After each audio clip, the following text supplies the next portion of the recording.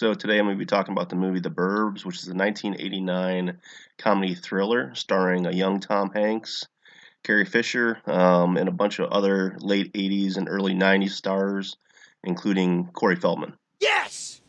And before I get into the review and plot of the movie, I thought I'd give a spoiler-free grade on it and a few non-revealing tidbits. Awesome!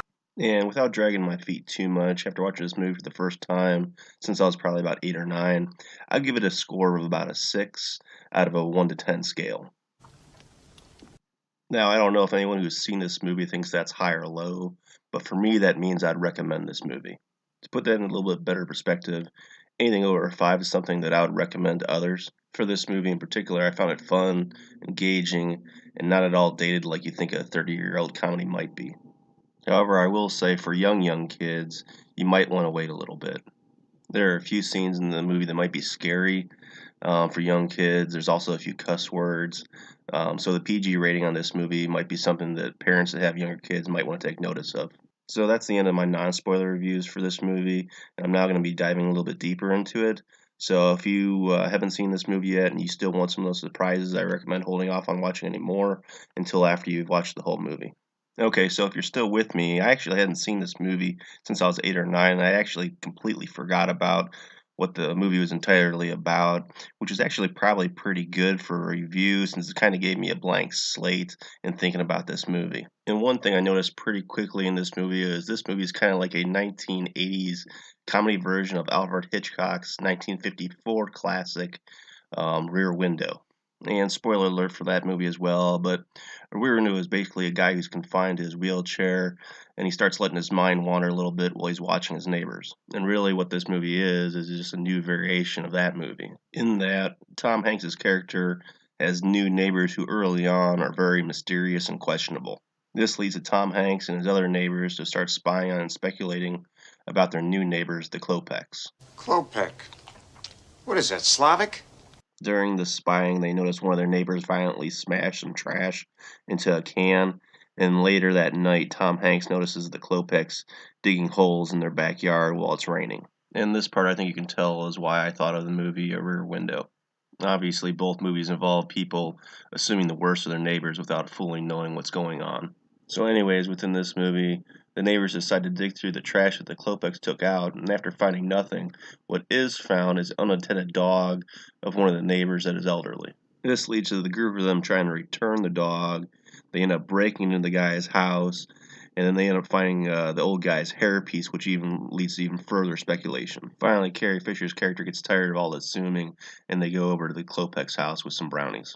During this meeting, a lot of things go wrong, but Tom Hanks' character ends up finding a hairpiece which they believe is their elderly neighbors, which leads them to believe that the Klopeks murdered him. You've had that in your trousers all day?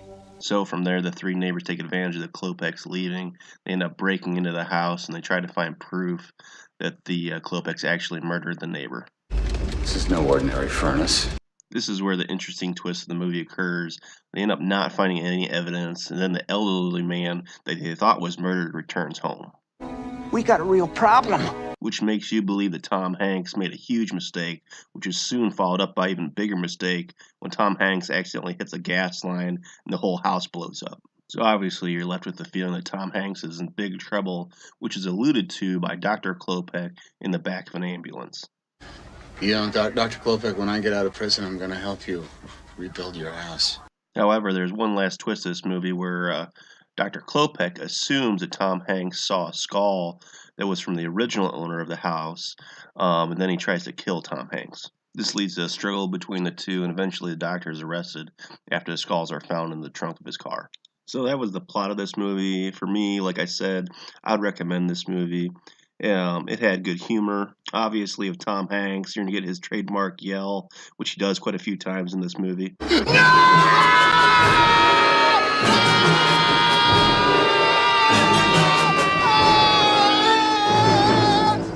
And I don't know about anybody else, but anytime I watch a movie with Tom Hanks, it's kind of tempting just to re-watch the movie, close my eyes, and kind of think of Sheriff Woody playing that same role. I don't know, his voice just kind of does that for me. Walter's dog just took a dump on Rumsfeld's lawn again. You know, Dr. Klopek, when I get out of prison, I'm going to help you rebuild your house. I'll even do some of the work myself. I have the tools, you know. Carol's father just gave me a brand new set of tools. But anyways, you also get some funny jokes in the movie, kind of like the trash scene where um, just in itself is I guess average funny. But the funny part for me actually is the fact that nobody picks up the trash during the movie. At different parts of the movie, you'll see the trash still just laying in the road untouched. There's also another scene where the Klopeks even leave their residence and then they run over the trash. So it's very consistent. It's kind of funny that just nobody ever even touches it. And finally, you also have a young Corey Feldman in this movie, who actually kind of reminds me of young Joe Dirt, with his hair like that. But he says a few funny things in this movie. And also, one thing I always really like in movies is when you get a twist that you're kind of not expecting, which you actually get two twists in this movie. So I always enjoy that as well. As far as negative things in this movie, I only had a few things to point out. The first thing I noticed, though, in this movie that was, I guess, kind of negative was that besides Tom Hanks's character in this movie, and later on in this movie, a teenager, nobody seems to have a job. Everybody else kind of just seems to be just going along with the story. And Tom Hanks is on vacation, obviously, and this one other teenager talks about having to go to work a little bit later in the movie. So, but besides that, everybody else seems to be just kind of on spring break or something like that. Nobody's working; everybody's just kind of going along with everything. So that kind of after a while, you start picking that up. The second thing that I kind of thought was a little cheesy in this movie, and not to nitpick it too much, I overall, like I said, I like this movie, but I kind of thought the nightmare sequence left something to be desired. I just thought it was just kind of that what did kind of most of the movie you didn't think was 80s. That kind of made me think about the 80s a little bit. That and along with the part where they find that femur bone, and Tom Hanks and his neighbor start screaming, and they start doing a up close and far away shot, back and forth, back and forth. I should say those two parts kind of remind me that this movie was an 80s movie, which the rest of the movie really didn't. The rest of the movie was engaging, and you didn't really care too much of when it was filmed, but those two parts you kind of started recognizing that, yeah, I guess there's still a little touch of 80s in here. But anyways, those are just little things that I noticed. I still do recommend this movie, and I hope everybody enjoyed this review of this movie. So anyways, if you did, please like and subscribe, and thank you guys for your time. Bye.